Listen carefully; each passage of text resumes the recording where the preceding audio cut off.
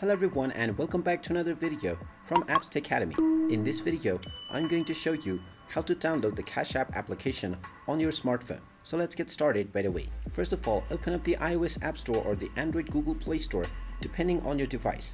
Then tap on the search box and then type in Cash App and then start your search. Once you find the Cash App application, go ahead and tap on it and then you will find the install button. Tap on the install button and this will begin the download and installation of the Cash App application on your device. Just wait for a while until the installation is completed, and then when you find the open button, you can tap on it to open up the application right away.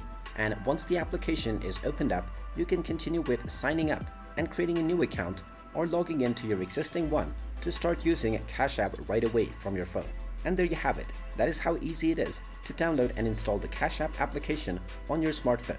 If you find this video helpful, make sure you hit that like button and subscribe to our channel if you haven't done so already. Also ring that notification bell to never miss another update from us. Thank you for watching and I will see you again in the next video.